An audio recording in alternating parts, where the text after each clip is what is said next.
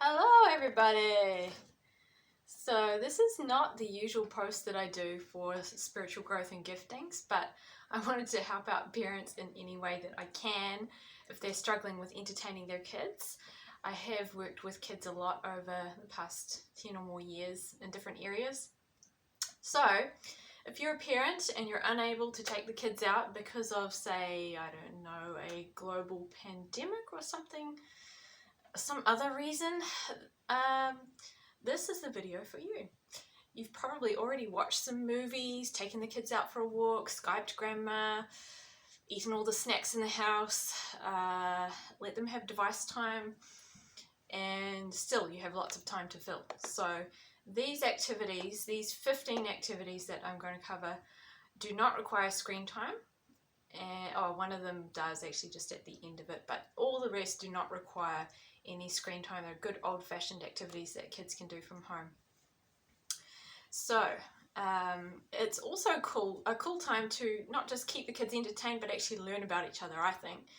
Learn more about each other's personalities as a family, each other's giftings even, each other's talents, likes and dislikes. So I think it would be great for families to think of it as a time when they're doing these activities to get to know each other better and bond more.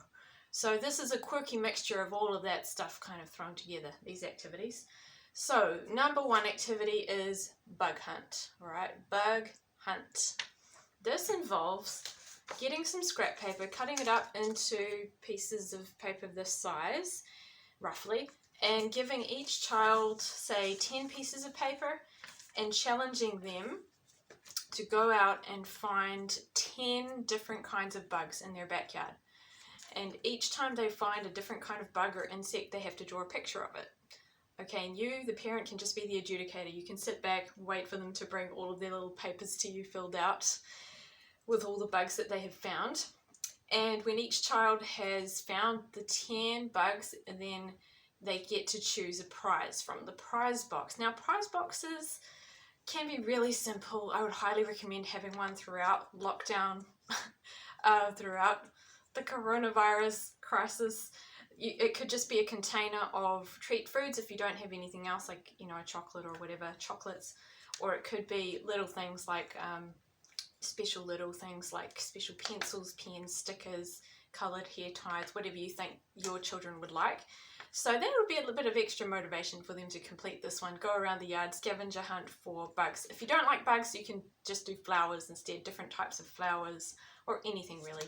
If you want them to take longer, you can up it and give them a task of finding 20 instead of 10, right? So that was number one, bug hunt. Number two is the workout challenge. Workout challenge, this one is for any kids or adults that like workouts. Ask your kids and talk it up. Any of these activities, make sure you sound excited about it, because if you're not excited about it, the kids definitely won't be excited about it. So say to them, hey, I was wondering if you can help me do a workout. I'm really missing doing my workouts or going to the gym. And show them basic components to workouts, like, you know, push-up, what a push-up is, what a press-up is, what a squat is, what a lunge is, whatever you can think of, so that they know some basic components. And then they have to put together a challenge for you. So it could be, you know, they decide on the number of reps that you have to do for this workout challenge, or that the whole family has to do. You could make it an ongoing thing that one person from your family each day of the week decides on the workout challenge for that day, and you do it in the morning or whenever it's convenient. And then at the end of the week, have a dinner time chat about, hey, what were the things that we really liked about each person's workout, or what were the cool memories that we formed when we were doing those. Number three, obstacle challenge. This is very similar to workout, very physical. If you want to burn off some energy, burn off the kids' energy, this is a great one. So this is where you find anything you can that could be an obstacle. First of all, show the kids how to make an obstacle course. They might not be familiar with that. So say to them, hey, have you guys heard of an obstacle course? I'm going to show you how to make one. And you put together something for them first so that they know how it operates, like get together boxes, hula hoops, things they can jump over, things they can jump in, things, objects just in a row that they can run weaving in and out of. A tree to climb, incorporate that, whatever you can basically, to get them moving, jumping, moving through things, over things, under things, chairs, whatever. You could do it actually inside the house as well, if you can't do it outside. And yeah, that will be a great one for them to learn from you. Then say to them, hey, can you create one for me and mum or me and dad?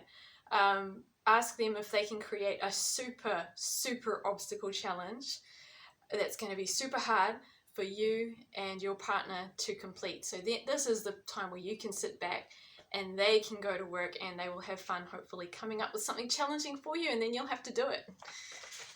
Okay, number 4 is caterpillar collage. This is a little more arty. Who doesn't love a good collage? Come on, even adults.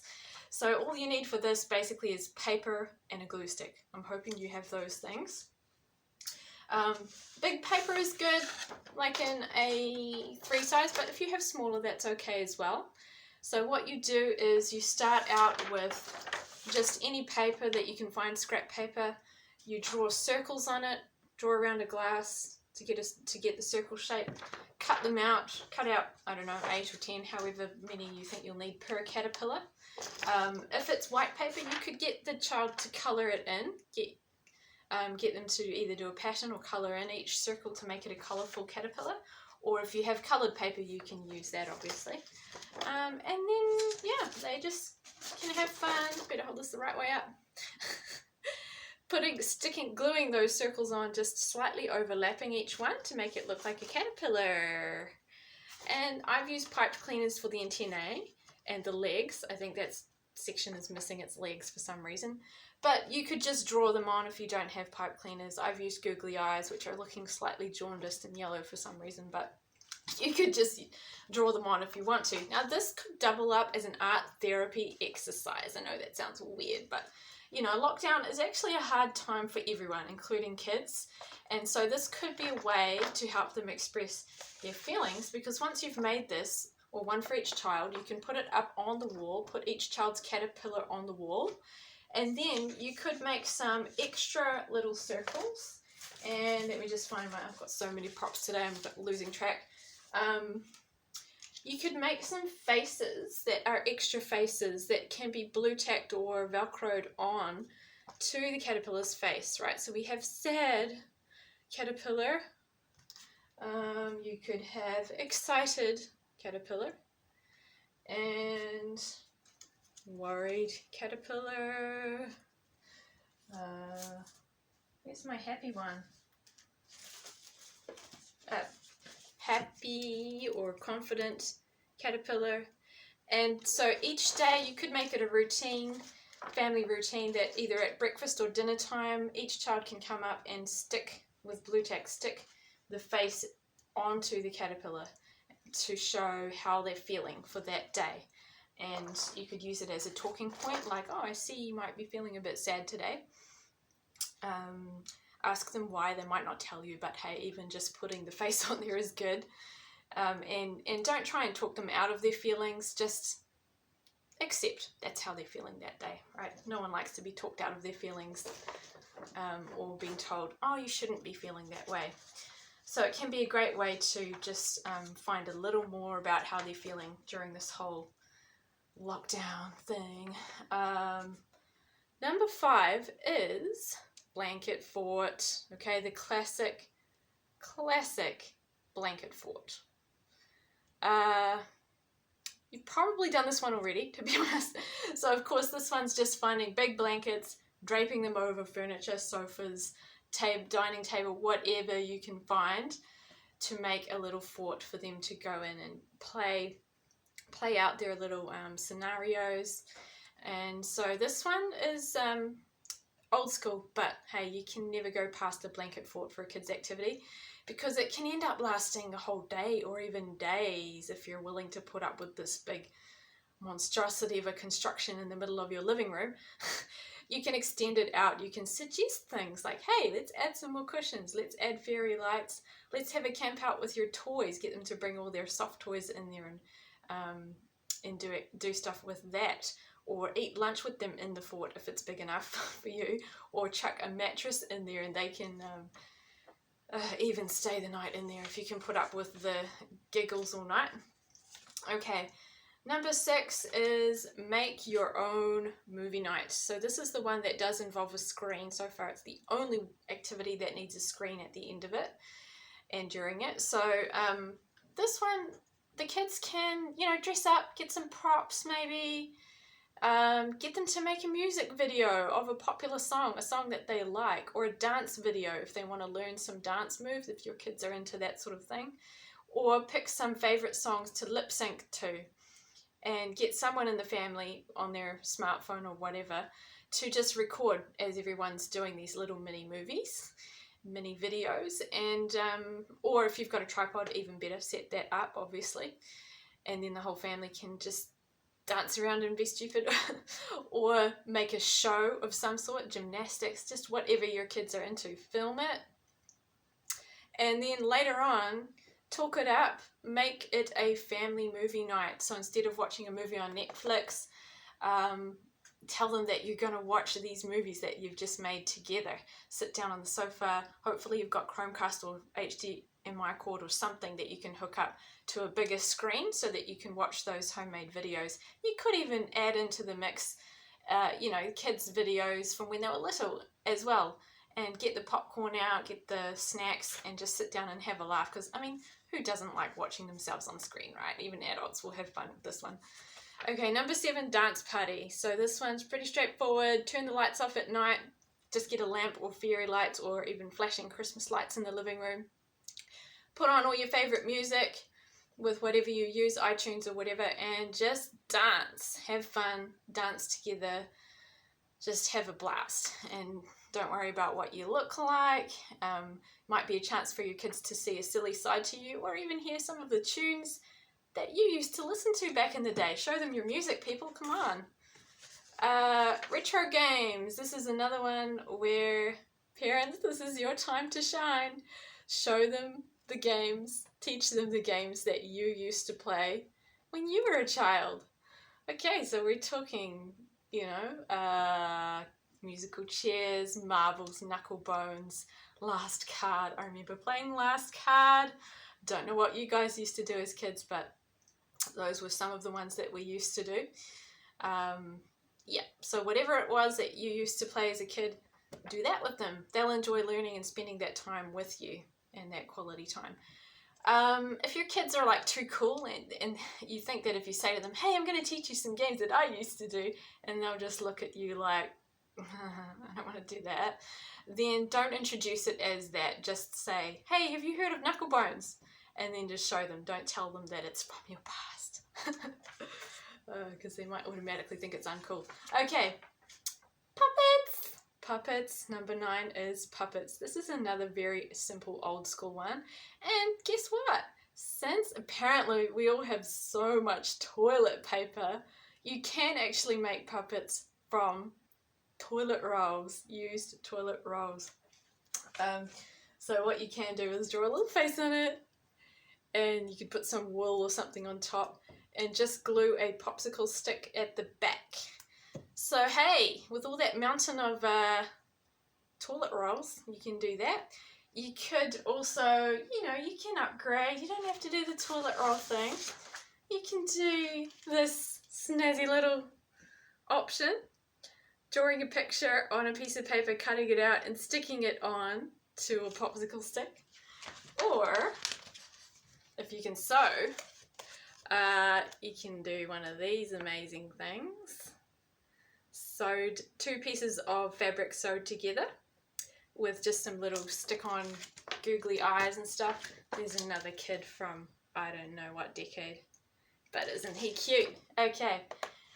Or the, of course, the classic sock puppet. All you need is an old sock. Stick some stuff on it. Sorry, it's a bit glossy and hard to see there, but yeah, there they are. There they are. Okay. You could even make it a funny exercise by saying, you know, each puppet represents one member of the family and get them to act out different role plays, and then later on that night do a show.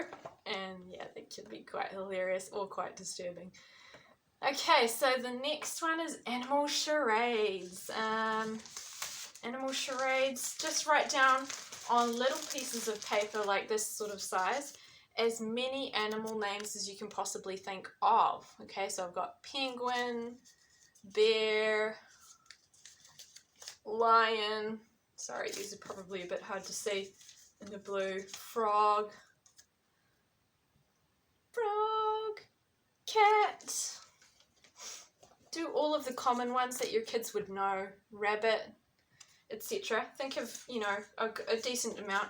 Put all the paper slips into a hat and then get the whole family together, and one person picks out one and doesn't tell anyone else, right? And then they have to act out that animal without using any sound, without using any words. They have to act out that animal, and the rest of the family has to guess. And needless to say, it could get quite hilarious. What else do we have? Number 10, baking day. Okay, so another old school classic. This one is, you know, just choose, I would say, 2 or 3 recipes you think you could do with your ingredients. Give your kids the option, right? The way to get them invested with this one is get them to choose which recipe do they want to do, and then how do they want to decorate it. What color icing or frosting do they want? And so on, so that, yeah, they feel like they're involved, and encourage them more than correct. No one likes to be corrected throughout an entire activity. Okay, so if you're doing stuff like, no, you're going to spill that. No, stop, you're mixing it too fast. No, you're not mixing it well enough. Ah, there's eggshells going in the batter. If you're like that the whole time, they're not going to want to do the activity. So make sure you do more encouragement than correction. So encourage them by saying, you know, wow, you're mixing that really good, or you're really strong when you're mixing that together, or you're being really patient while you're waiting for that to cook in the oven. I love that, etc. Then you get to eat it at the end, of course. Number 12, make your own mailbox. So I know mailboxes, letter boxes are kind of a thing of the past now. Well, we still have them, but we don't really use them that much.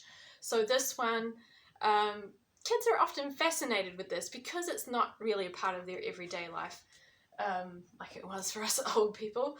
So you can do something like get a, you know, box of laundry powder that's empty that you're not using anymore, or a cereal box, and cover it with paper, white paper, and you can chop out, you know, squares or rectangles to cover the box, and then they can decorate it like this, right? They can draw on it, write on it. I know mine looks a bit crappy, but I'm sure you guys can do a better job than me. The benefit with the laundry box is it has a little flip top. With the other box, you might need to make a slit where you can put the mail in. But these are cool. You can put them outside each person's door, get each person to make one for themselves, each person in the family.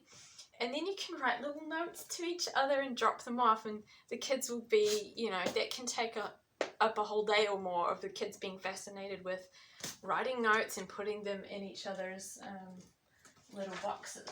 So you can do love notes to your kids, or your kids might do a note to you confronting you on some of your bad behavior.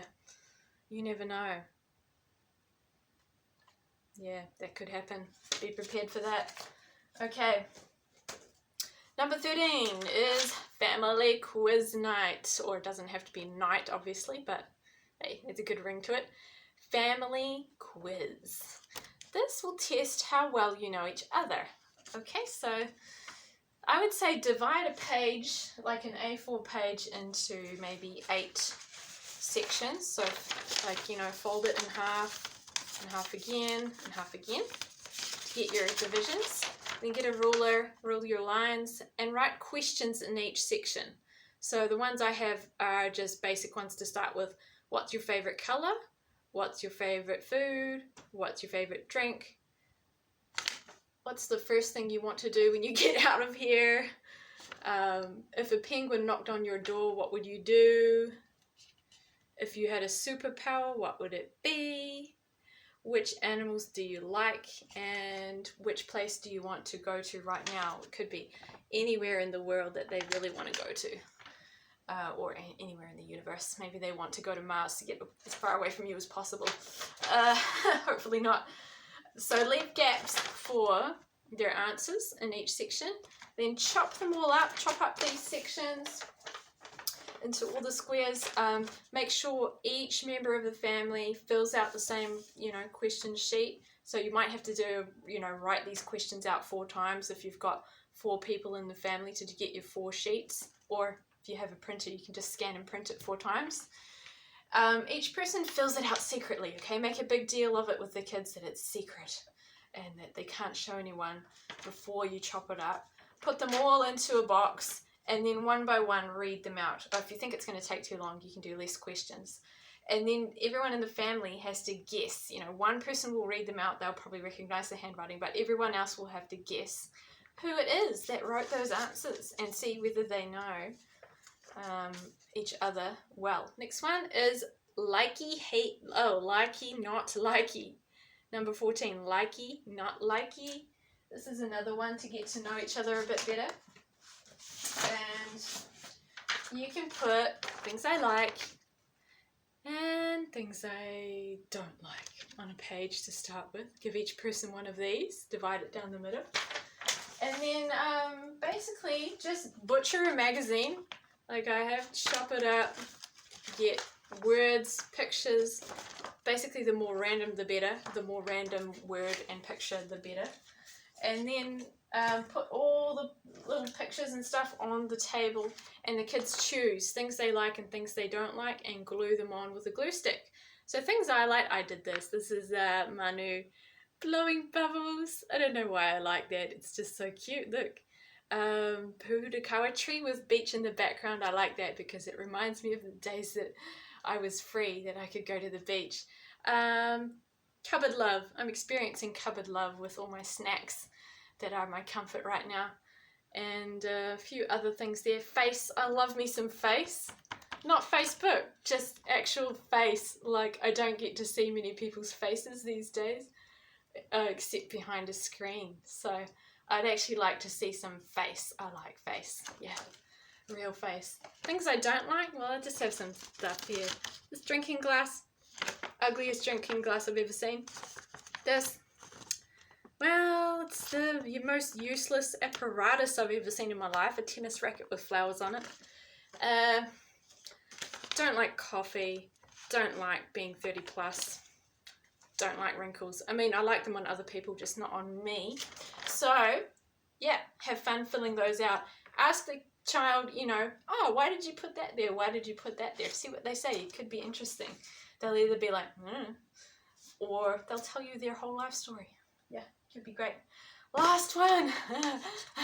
Board game. Okay, see what I did there? Board game. So when they get really bored, they can make their own board game. Where is my one here? Okay.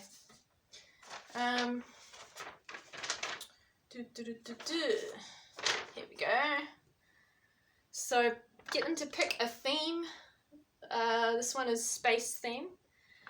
This one has been printed, but you can just as easily just draw one of these. Get them to draw it on a piece of paper or stick 2 pieces of A4 together and use a ruler to create the, the straight sides, and then you might have to draw the bendy bit yourself. And lines going across, and then you'll need to find a counter. Like you could just use a shell or button or something for the counters.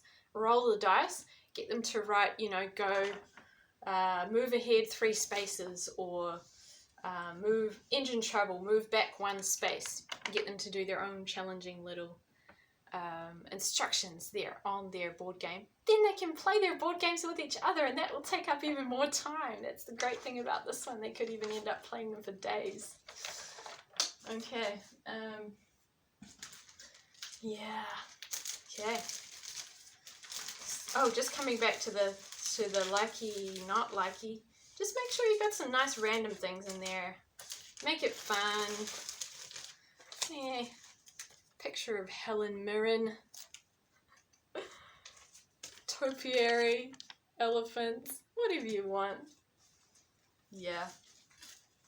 You never know what your kids might like. So that is it. That is the 15. I hope you enjoy that.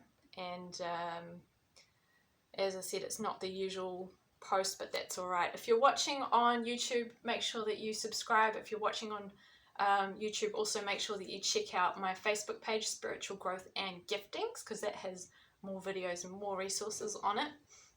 If you're watching on Facebook, like and comment on any other ideas for activities that you guys might have. So all the best. Jesus loves you and he loves your children. He loves them way more than Santa does.